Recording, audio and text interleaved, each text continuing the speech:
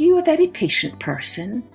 Are you willing to wait a long time in order to finish a project or in order to learn how to do something new? Can you think of a time when you needed to be very, very patient? What was that like? Did you succeed? Hello everyone, I'm Kathleen Pelly. Welcome to Journey with Story. Today's story is about Jemima Puddleduck, who finds it very hard to be patient enough to sit on her nest and wait for her babies to hatch. Remember, you can try drawing any pictures this story paints in your imagination as you follow along, and you can share them on our Instagram page at kathleenpelly.com. And after you've done that, you can go to the library and check out this book and compare your drawings with the author and illustrators, Beatrix Potter. Let's take a journey with The Tale of Jemima Puddleduck by Beatrix Potter. What a funny sight it is to see a brood of ducklings with a hen. Listen to the story of Jemima Puddleduck, who was annoyed because the farmer's wife would not let her hatch her own eggs. Her sister-in-law, Mrs. Rebecca Puddleduck, was perfectly willing to leave the hatching to someone else. "Oh, I have not the patience to sit in a nest for 28 days, and no more have you, Jemima. You would let them go cold, you know you would."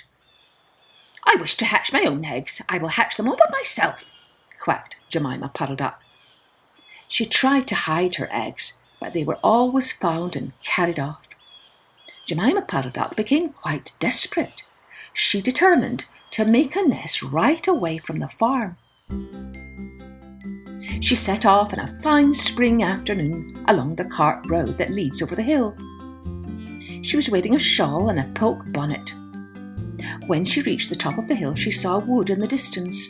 She thought that it looked a safe, quiet spot. Jemima Puddleduck was not much in the habit of flying. She ran downhill a few yards, flapping her shawl, and then she jumped off into the air. She flew beautifully when she had got a good start. She skimmed along over the treetops until she saw an open place in the middle of the wood where the trees and brushwood had been cleared. Jemima alighted rather heavily and began to waddle about in search of a convenient, dry nesting place. She rather fancied a tree stump against some tall foxgloves. But, seated upon the stump, she was startled to find an elegantly dressed gentleman reading a newspaper. He had black, prick ears and sandy-coloured whiskers. "Quack!" said Jemima Puddleduck, with her head and her bonnet on the one side. "Quack?" The gentleman raised his eyes above his newspaper and looked curiously at Jemima. "Madam, have you lost your way?" said he. He had a long bushy tail which he was sitting upon, as the stump was somewhat damp. Jemima thought him mighty civil and handsome. She explained that she had not lost her way, but that she was trying to find a convenient dry nesting place. "Ah, is that so? Indeed," said the gentleman with sandy whiskers, looking curiously at Jemima. He folded up the newspaper and put it in his coat-tail pocket. Jemima complained of the superfluous hen. "Indeed, how interesting. I wish I could meet with that fowl. I would teach it to mind its own business. But as to a nest, there is no difficulty. I have a sack full of feathers in my woodshed. No, my dear madam, you will be in nobody's way. You may sit there as long as you like," said the bushy, long-tailed gentleman.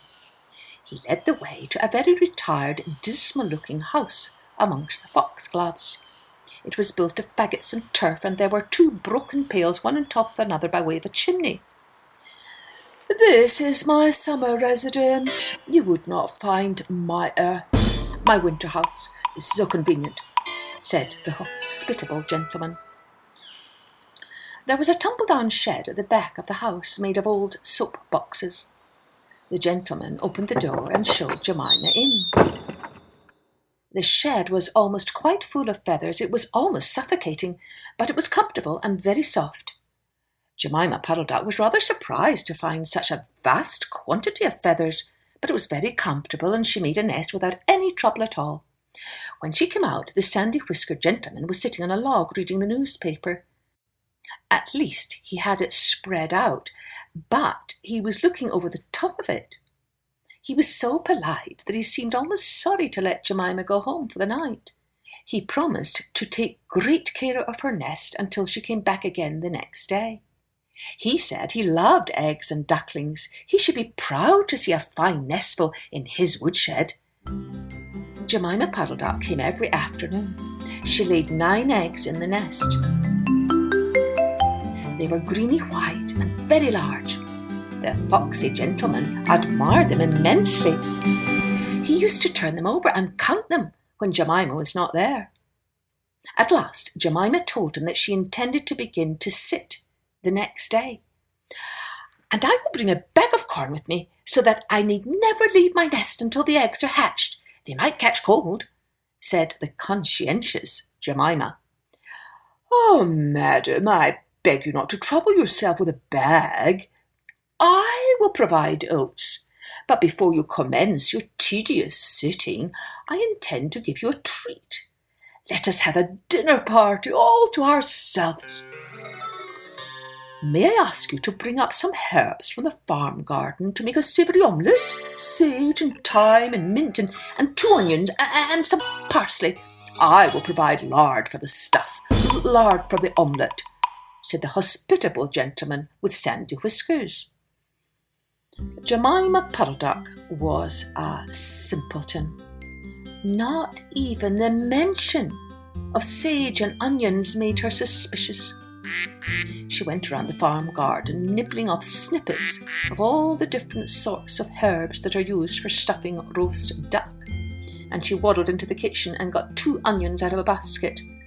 The collie dog Cap met her coming out. "What are you doing with those onions? Why do you go every afternoon by yourself, Jemima Puddleduck?" Jemima was rather in awe of the collie, and she told him the whole story. The collie listened with his wise head on one side. He grinned when she described the polite gentleman with sandy whiskers. He asked several questions about the wood and about the exact position of the house and shed, and then he went out and trotted down the village. He went to look for 2 foxhound puppies who were out at a walk with the butcher. Jemima Puddleduck went up the cart road for the last time on a sunny afternoon. She was rather burdened with bunches of herbs and 2 onions in a bag. She flew over the wood and alighted opposite the house of the bushy, long-tailed gentleman. He was sitting on a log. He sniffed the air and kept glancing uneasily around the wood. When Jemima alighted, he quite jumped. "Coming to the house as soon as you have looked at your eggs. Give me the herbs for the omelette. Be sharp." He was rather abrupt. Jemima Puddleduck had never heard him speak like that. She felt surprised and uncomfortable. While she was inside, she heard pattering feet round the back of the shed. Someone with a black nose sniffed at the bottom of the door and then locked it. Jemima became much alarmed. A moment afterward, there were most awful noises. Barking, baying, growls and howls, squealing and groans. And nothing more was ever seen of that foxy, whiskered gentleman. Presently, Cap opened the door of the shed and let out Jemima Puddleduck. Unfortunately, the puppies rushed in and gobbled up all the eggs before he could stop them. He had a bite on his ear, and both the puppies were limping. Jemima Puddleduck was escorted home in tears on account of those eggs. She laid some more in June, and she was permitted to keep them herself, but only 4 of them hatched. Jemima Puddleduck said that it was because of her nerves, but she had always been a bad sitter.